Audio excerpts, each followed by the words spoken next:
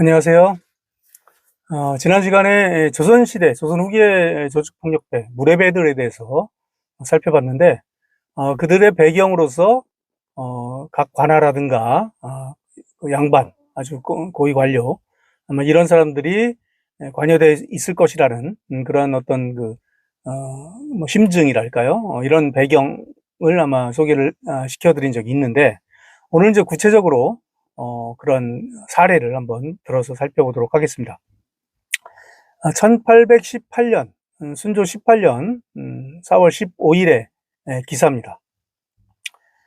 좀 길지만 천천히 한번 소개를 시켜보도록 하겠습니다. 근래 아주 사납고 흉악한 무례배들이 패거리와 결탁하여 철편은 이제 뭐 쉽게 얘기하면 뭐 쇠돌이깨 비슷한 겁니다. 쇠로 된 이제 무기죠. 철편과 칼, 몽둥이들의 물건을 지니고 민간 마을에 출몰합니다. 그래서 갖가지 폐단을 일으키고 나쁜 짓을 행하는데 하지 않는 짓이 없습니다.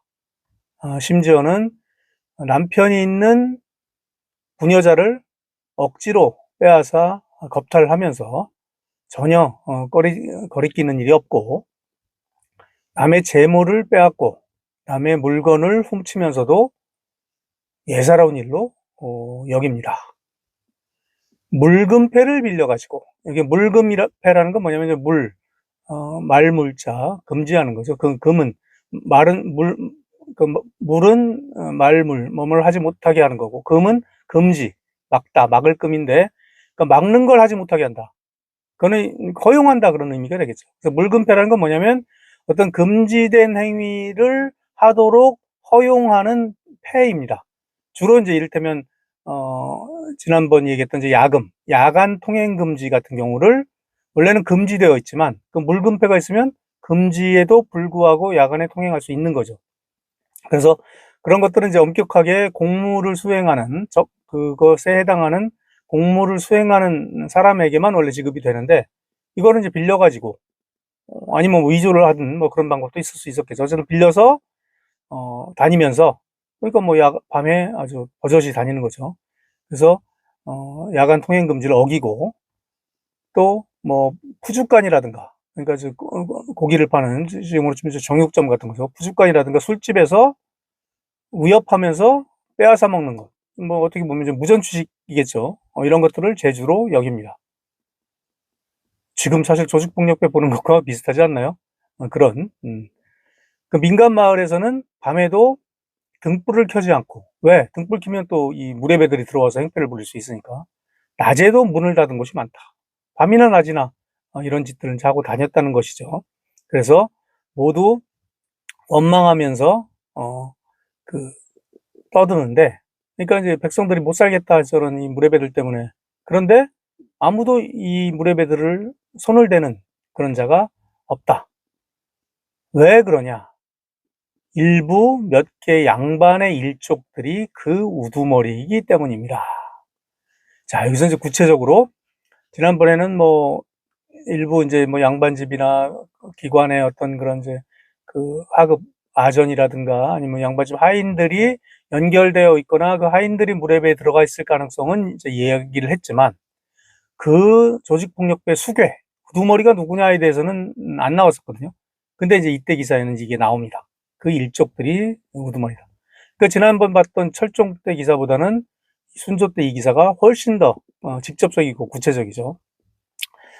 구체적으로 이제 무기도 등장을 하고요. 뭐 철편, 뭐 새로 된 도리깨 또는 채찍 이런 걸 철편이라고 하는데, 뭐 칼, 몽둥이 이런 걸 이제 들고 다니는 거죠. 흉기를 들고 다니고, 범죄도 뭐 풍습과 관련된 이제 유부녀 겁탈하는 그런 아주 그런 성범죄, 그리고 강도, 절도, 또 통행금지 위반, 뭐 무전 취식, 갖가지. 그러니까 뭐 앞에도 하지 않는 짓이 없다라고 했는데, 나쁜 짓을 진짜 하지 않는 짓이 없었던 것이죠.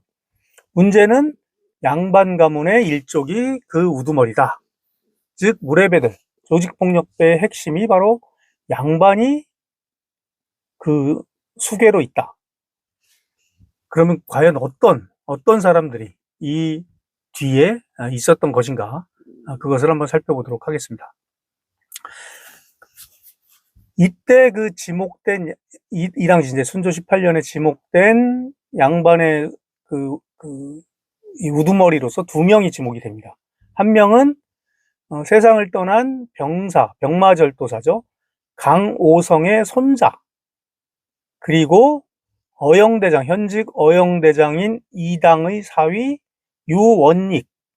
이 두 사람이 지목이 되고 있어요. 그래서 강한영과 유원익이가 그 패거리, 무례배의 우두머리인데 그 중에도 유원익이가 더 우두머리다. 이런 이제 내용이 있습니다. 그 병사, 병마절도사는 이제 각 그 도마다 있었던 군사 최고 지휘관이죠. 감사와 함께 그 지역의 이제 군권을. 근데 감사는 이제 행정 업무도 함께 보기 때문에 실제로는 이 병사, 병마절도사가 그 지역의 어떻게 보면 뭐 총사령관이라고 볼 수가 있습니다. 그런 이제 그 병사를 지냈던 강오성의 이제 손자였던 이제 강한영이라는 인물하고 이 어영대장은 이제 어영청의 대장입니다. 어영청은 훈련도관과 함께 서울을 방어하던 주요한 군 부대였죠. 쉽게 얘기하면 뭐 수도방위사령관, 수방사령관과 비슷한 지금으로 치면 그런 존재라고 볼 수가 있습니다. 그런 어영대장의 사위 유원익, 이 두 사람이 이제 지목이 되는데 특히 이제 어영대장의 사위 유원익이 더 우두머리다. 이제 이런 내용이 있습니다. 그래서 이 포도청에서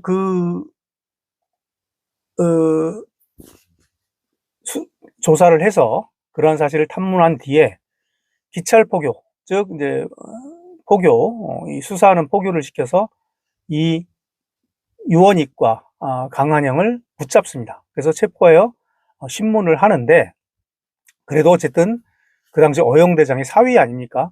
그러니까 그 당시 포도대장이 예의상 이 어영대장을 찾아가서 통보를 합니다. 당신 사위가 이런 못된 짓을 저질러서 우리가 조사를 할 수밖에 없다.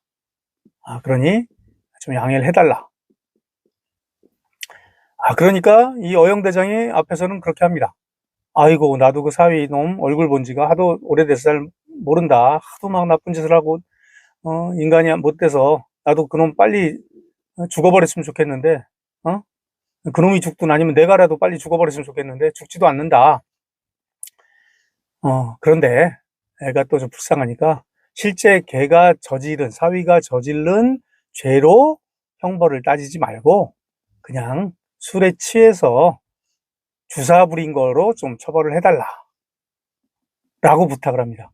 말도 안 되는 거죠. 그러니까 실제 범한 죄로 하면 뭐 거의 뭐 아주 중한 죄죠. 아주 중한 죄에 해당을 하는데 술 먹고 술주정한 죄 정도로 처벌해달라. 요즘에도 뭐 심신미하고 어쩌고 해서 술 먹고 하면 또 상당히 많이 감경되고 해서 문제가 되지 않습니까? 그 당시는 어떻게 해서 술 먹으면 뭐 술이 잘못한 거지라고 하면서 거의 그냥 군방하고 막 그랬거든요. 그렇게 좀 처벌해달라라고 청탁을 하는 거죠. 부정한 청탁을 한 거죠. 그러니까 처음에는 겉으로는 사위를 탓하는 척 하다가 가볍게 처리해 줄 것을 봐줄 것을 사실 부탁을 한 겁니다. 조직폭력배한테 술주정한 죄, 이건 뭐 두 가지는 범죄 자체의 어떤 규모나 그런 게 완전히 다르죠. 그런데 이제 거기서 그쳤으면 또 그나마 괜찮은데 이 어영대장의 사위였던 유원익을 체포했던 그 군관들, 포교들, 그리고 그 군관의 팀장들, 두목군관이라고 있습니다. 그러니까 군관이 있고 두목군관이 있는 거죠. 그러니까 이제 군관들은 이제 뭐 어떻게 보면 이제 공무원으로 치면 말단 공무원인 셈이고, 뭐 지금으로 치면 뭐 한 부사관 정도 되는 그런. 그러니까 이제 두목군관은 이제 장교 중에도 고위 장교 정도 되는 거죠. 뭐 중대장 정도 되는. 그러니까 이 두목군관을 그것도 3명을, 그러니까 그 팀장급 되는 군관 3명하고 직접 붙잡았던 군관 1명을 어영청에서 체포해 갑니다. 좀 황당한 일이죠. 뭐 옛날에 해방 후에 뭐 반민특위 있을 때 반민특위를 그 경찰들이 이렇게 그 습격해서 해체한 일은 있었지만 수사하는 그 포도청 군관들을 어영청에서, 지금으로 치면 예를 들어 뭐 시경이나 아니 종로경찰서 형사들, 형사과장 그런 사람들을 수방차에서 붙잡아다가 끌고 가는 것 같은 그런 황당한 일인데요. 그래서 이들을 끌고 갑니다. 그러니까 유원익을 체포했던 군관과 두목군관을 끌고 가서 한 20대에서 30대씩 곤장을 쳐요. 곤을 치고 어영청에 가둡니다. 그러니까 이제 황당하죠. 근데 이제 거기다가 그 군관을 체포해 가는 과정에서 군관의 아버지가 보니까 막 군관을 자기 아들을 끌고 가니까 다른 이제 군영의 군관들이 끌고 가니까 이걸 막는 과정에서 붙잡아 갑니다. 한 군관의 아버지도. 그래서 그 군관의 아버지도 곤으로 때려서 4대 맞고 혼절했다고 합니다. 4대 맞았는데 혼절할 정도니 얼마나 세게 때렸겠습니까? 또 뭐 그 아버지가 이제 연로했을 수도 있죠. 뭐 이러면서 이제 문제가 되고, 게다가 3명의 두목군관, 그 팀장급 그런 군관들은, 그러니까 어느 정도 승진해서 이들은 이제 조금 있으면 뭐 부장이라든가 조금으로 승진할 수 있는 그런 케이스였거든요. 이들을 강등시켜버려요. 뭐로 강등시키느냐? 회자수라고 해서, 여러분들 사극 같은 데 보면 사형수, 특히 이제 차명을 당하는 머리를 베는, 그런 목을 베는 형벌을 받은 사형수 옆에서 칼춤 추면서 이렇게 집행하는 그런 사람이 있죠. 우리가 흔히 이제 망난이라고 하는, 바로 사형을 집행하는 그런 형리를 회자수라고 합니다. 이 두목군관을 회자수로 강등을 시켜버려요. 이 3명의 두목군관. 황당하죠. 이 두목군관들은 실제로 자기들이 직접 뭐 집행한 것도 아닌데다가 집행 자체도 정당한 법의 집행이었는데, 그 관리 감독을 하는 상급 관원이란 이유로 붙잡아다가 곤장을 치고 게다가 강등까지 시키는 겁니다. 그것도 아주 천한 직종이라고 회자수로 이제 강등을 시켰으니 얼마나 황당한 일입니까? 이건 이제 그야말로 적반하장이죠. 도둑이 매를 든다라고 해도 과언이 아닌. 그러니까 이제 일단은 포도청이 난리가 났겠죠. 법 집행을 했는데 그 법 집행했다는 죄로 군관들이 끌려가서 매 맞고 강등되고, 그런 이제 이들의 우두머리인 포도대장 입장에서 얼마나 체면이 깎였겠습니까? 그러니까 포도대장이 왕한테 이제 이런 얘기를 다 하면서 사표를 내버립니다. 도저히 못하겠다. 이건 뭐 내가 이렇게 된 것은 내가 수사를 시켜서 이렇게 됐는데 내 명을 따른 군관들이 당했으니까 내가 엄청나게 모욕을 당한 거다. 그런데 내가 모욕당한 건 괜찮지만 이건 곧 조정이 모욕을 당한 것이다. 조정을 욕보인 것은 나다. 그러니까 내가 사표를 내겠다. 그러고서 사표를 내고서 자기를 처벌해 줄 것을 요청합니다. 조정을 욕보했다는 이유로. 항의한 거죠, 사실은. 그러니까 이제 순조가 처분을 내리는데 양비론입니다. 양비론. 둘 다 잘못했다. 포도대장은 뭘 잘못했느냐? 그러니까 이제 이 사표를 내면서 원래 이제 순찰해야 되는데 순찰을 안 해요. 그러니까 이제 약간 태업을 한 거죠. 나는 뭐 사표 낼 거니까라고 하면서 이제 그랬던 것 같아요. 그러니까 너 뭐 사표 낸 건 낸 거지만 처리될 때까지는 네가 일을 해야지. 왜 이것 때문에 네 업무를 안 해? 그러면서 포도대장은 포도대장대로 파직을 합니다. 그리고 어영대장은 사위 단속 못하고, 그리고 군관에게 화풀이했다라고 해서 역시 파직을 시켜요.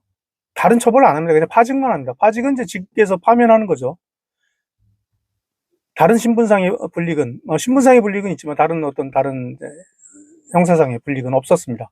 게다가 둘 다 파직시켰다가 둘 다 바로 복직을 시킵니다. 누가 봐도 뭐 완전히 봐주기죠. 사실은 좀 너무나 황당한 그런 이제 판결이라고 볼 수가 있는데, 실제로 그 당시는 이 고위 관료에게는 상당히 이런 처벌들이 관대했습니다. 그러니까 뭐 이를테면 영모라든가 뭐 그런 거, 왕하고 연결된 그런 불경한 일, 그런 거 있으면 또 지나칠 정도로 막 사약도 내리고 하는데, 이런 일들은 뭐 너 단속 잘못했으니까 가볍게 이제 사실은 징계 정도 하는 것으로 끝나는 것이죠. 그러니까 이러한 그 배경이 있으니까 잘못이 계속 번복된 것이라고 볼 수도 있습니다. 뭐 여러분 최근에 무슨 전란이라는 뭐 OTT 드라마도 있었는데, 영화가 있었죠. 거기 보면 예전에 이제 양반들이 잘못하면 양반의 종들이 대신매를 받고 막 그런 게 있었거든요. 이러니 뭐 양반들은 잘못을 해도 처벌을 안 받는 거죠. 이 경우도 파직됐다가 그냥 바로 복직하는 정도로 그냥 그치게 됐던 겁니다. 다만 이렇게까지 문제가 됐기 때문에 당사자들은 처벌하지 않을 수가 없었죠. 그래서 유원익과 강한영은 이제 포도청에서 형조로 보냅니다. 그러니까 형조는 이제 최종적으로 이들에 대해 이제 판결을 하는 그런 이제 관서거든요. 법무부에 해당하는. 그래서 형조에서는 이제 이게 너무 이게 뭐랄까 커졌기 때문에 흉기를 들고 사람을 다치게 하고 집을 포위하고 부녀자를 간음한 죄를 다 인정을 합니다. 그래서 각각 장 100대를 쳐요. 아까 말씀드린 100대는 물론 아주 중한 죄인데 장이잖아요, 장. 곤이 아니고. 그 붙잡아갔던 그 군관들은 곤을 한 30대, 20, 30대 맞았거든요. 물론 장 100대도 뭐 쉬운 건 아니에요. 그렇지만 어쨌든 장 100대를 맞고 둘 다 귀향을 갑니다. 유원익은 전라도 해남, 그리고 강한영은 경상도 기장에 각각 귀향을 가는데 그냥 귀향만 보낸 게 아니라 어느 정도 좀 무거운 처벌이라고 보시는 충군이라는 처벌을 내립니다. 충군이라는 것은 군역에 충정한다 그런 뜻입니다. 그 지역에서 군인이 되는 겁니다. 군졸이 되는. 그러면서 그렇게 처벌을 하면서 마무리가 되었습니다. 그 뒤에 이제 이들의 행방에 대해서는 잘 알려져 있지는 않지만 아마 또 얼마 안 지나서 귀향에서 풀려서 돌아오지 않았을까 그렇게 생각을 합니다. 자, 이상으로 이제 조선시대에 있었던 조직폭력배, 양반과 결탁한 조직폭력배에 대해서 살펴보았습니다. 고맙습니다.